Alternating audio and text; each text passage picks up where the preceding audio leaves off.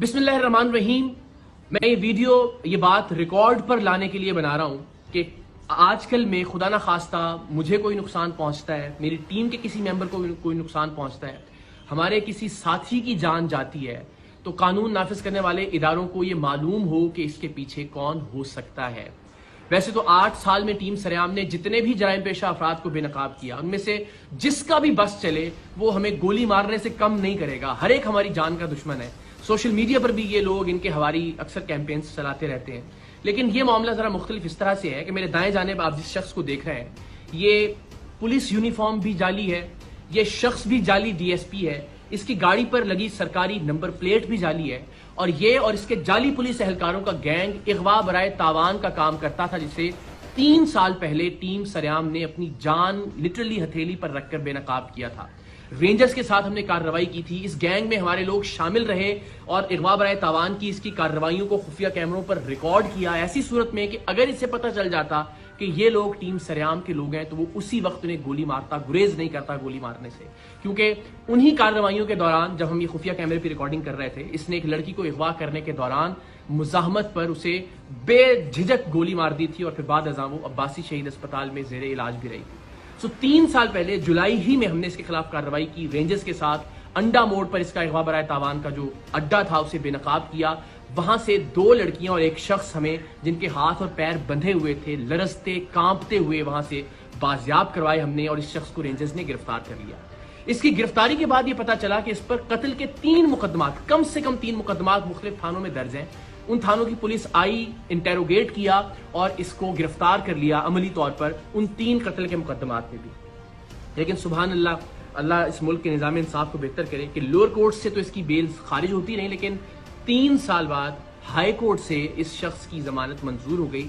और ये शख्स जो 3 कत्ल के मुकदमात में मतलूब था, जिसे हमने सबूतों के साथ रेंजर्स के साथ जाके बाजियाब करवाया था, जिस वक्त रेंजर्स ने और हमने ये कार्रवाई की उस वक्त इसके अगवा बराए तावान के अड्डे से 3 लोग, जिनमें 2 लड़कियां शामिल थीं, वो जंजीरों में बंधे हुए वहां से बाजियाब हुए। लेकिन उसके बावजूद ये शख्स मुआशरे में बाहर आ गया, और बाहर आने के बाद इसने क्या किया, वो शख्स जो हमारा खैर खा था, जिसे आप इन्फॉर्मर भी कह सकते हैं, जिसने हमारे अराकीन को इसके गैंग में शामिल करवाया था, और वो बेचारा अब तक 4 घर इसके खौफ से तब्दील कर चुका था। इसने उसका घर तलाश किया, उसके घर में जाके पिस्तौल के जोर पर उसे नींद की गोलियां खिलाई, नकाब उड़ाया, अपने दूसरे साथी को इसी हमारे साथी की चाबी दी कि गाड़ी स्टार्ट करे और दरवाजे के बाहर ले आए, और इसको अपार्टमेंट से नीचे उतार कर लेकर आया। और इरादा ये था कि इसको अगवा करके लेकर जाए अपने अड्डे पर और तशद्दुद करके इसको मारे ताकि इबरत का निशान बना सके।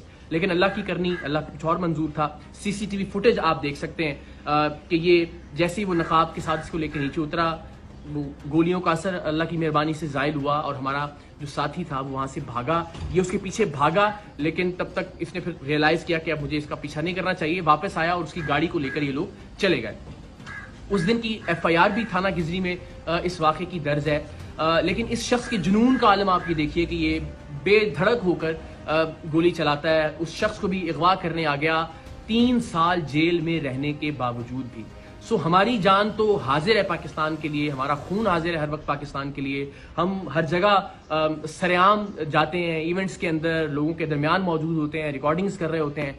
सो ये जिंदगी तो हाजिर है इस कॉज के लिए। लेकिन इस बात से बहुत तकलीफ होगी कि खुदा न खास्ता प्रोग्राम सरेआम की वजह से, प्रोग्राम से वाबस्ता किसी टीम मेंबर या किसी खैर खा की जान चली जाए, नाहक जान चली जाए।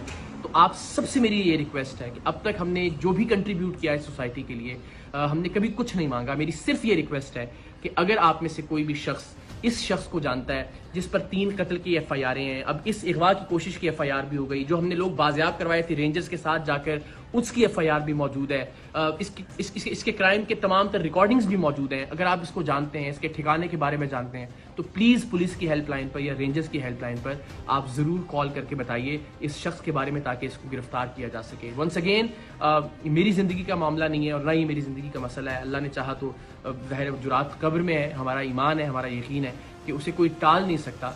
लेकिन किसी ऐसे शख्स की जिसने नेक नियति के साथ टीम सरेआम की मदद की, या टीम सरेआम की बाकी अरकान जो प्रोड्यूसर्स हैं, डायरेक्टर्स हैं, उनको किसी तरह का नुकसान पहुंचे, तो ये बड़ा नाकाबिल तलाफी नुकसान होगा मेरे लिए ज़िंदगी भर के लिए। तो आप सबसे रिक्वेस्ट है, प्लीज़ इस शख्स के बारे में आप कोई भी इंफॉर्मेशन रखते हैं तो आप शेयर कीजिए। कम से कम ये जरूर कीजिए कि इस वीडियो को मैक्सिमम शेयर कीजिए अपने व्हाट्सएप ग्रुप्स में, सोशल मीडिया पर, ताकि ज्यादा से ज्यादा लोगों तक ये पहुंच सके और शायद किसी ऐसे शख्स तक ये पहुंच जाए जो इस शख्स के बारे में, जो जाली डीएसपी है वजी, इसके बारे में कोई मालूमात पुलिस को या रेंजर्स को दे सकता हो। बाकी मुझे, मेरी टीम को और ख़ास तौर पर हमारे साथी को अपनी दुआओं में याद रखिए। अल्लाह ताला पाकिस्तान का हामी और नासिर हो। पाकिस्तान जिंदाबाद।